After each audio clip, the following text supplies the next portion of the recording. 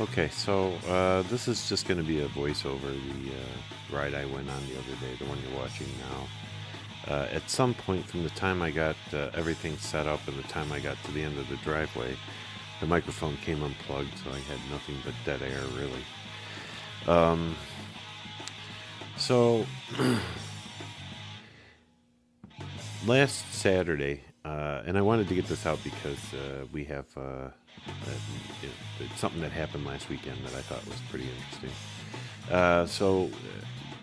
Last Saturday was was mostly raining and cold and just kind of a horrible day, and so I decided to take advantage of it and do some work in the man cave downstairs and kind of straighten things up. I have that's where I do all my electrical stuff, and just wanted to redo some wires and stuff.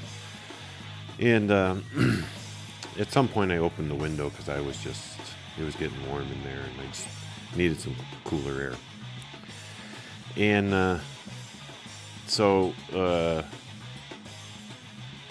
as it turns out, at some point I hear gunfire.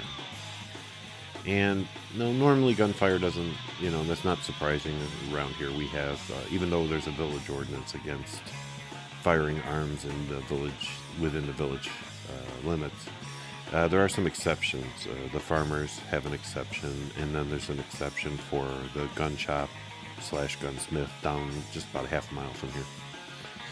And but this kind of sent shivers down my spine. It was just seemed so close, and I couldn't figure out why.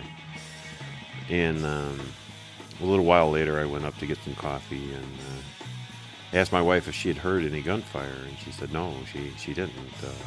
But not surprising, the entire upstairs was closed up. And so I went, huh? And we talked about it a little bit and decided maybe it was just fireworks. Okay. So I went and got some coffee, and as I'm passing by the patio door, I notice a bunch of red lights. Well, it turns out that the guy that lives behind me and to the north a little bit, it's a neighbor. I've said hi to him a few times. I don't see him too often because while the corners of our lots overlap, there's a lot of tree and brush, so we don't really see each other that much, And turns out the guy that lived there, got shot by the police, and that was what I heard. So, how did that happen? Well, so Saturday at some point, he went out on his bike. He has a 70s Harley, a real nice one, I love it. And it's one of those bikes that are never clean because he's always riding it. And it's a Harley back when Harley was concerned about being Harley and not concerned about being a status symbol, And so on his way back, he somehow ditched his bike, and even though he was thrown into the field and pretty messed up his bike pretty well, I should say. He managed to find his way back to the road, and it was about 10 miles from here or something like that. So he managed to get a ride back home, probably from somebody he knows, I don't know. But so when the accident happened, cars passing by, because it was a pretty busy 4-lane road, cars passing by called the local county sheriff and reported it. So they showed up and got the license plate and saw it was registered to this guy here. So they headed over here to talk to him because basically he walked away from the scene of an accident. And so, worst case, that's a citation. If he was drunk or high or impaired in some reason, yeah, you're going to get a ticket, and who knows. But in either case, it's not a big deal. It's more work than anything. So they headed over to his house, and there was 3 officers, and one of the officers went up and knocked on the door, and his wife came to the door, and he was talking to his wife, The officer was talking to the guy's wife, and the other two were just kind of meandering about in the yard, just kind of, hanging back. And one of the cops spotted the guy coming around the corner of the house with a rifle. Shotgun is what was reported, so I'm going to go with shotgun, but I'm not 100% sure. Anyway, the police told him several times, drop it, and he wouldn't do it.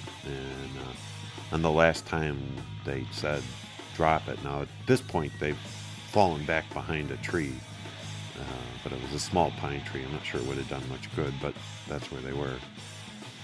Anyway, and the last time they said, drop it now, he just looked at him, picked up the rifle, and pointed it at one of the officers, and then that's when the other officer opened fire, shooting him 4 times.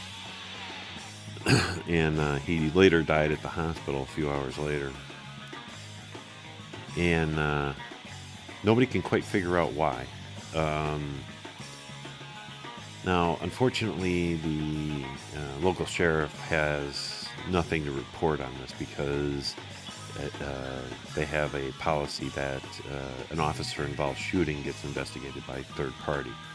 So they brought in Wisconsin CSI team. Well, they're called DCI, but it's essentially essentially the same thing. It's a DCI. DCI stands for Department of Criminal Investigation. And so they came in pretty much right away, within an hour after it happened, and took over investigating. So at this point, we don't know if the gun was loaded, if it wasn't loaded. We don't know if this was a cop-assisted suicide. And it's a sad thing, too, because the guy's son, who was 18, was home, and his daughter, who's a 4th grader, so it's 8, 9 years old, was also home, and his wife. And his wife, at least his wife, saw the whole thing. I don't know if the kids I don't know if they saw it, but, and that... So the sheriff got on, and he said the only thing he can think of that makes sense is suicide by cop. But there's no, he had no evidence either way, for or against it.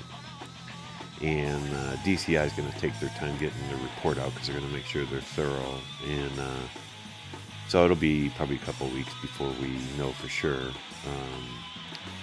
whether the gun was loaded or not, or whether he was drunk or impaired in some way.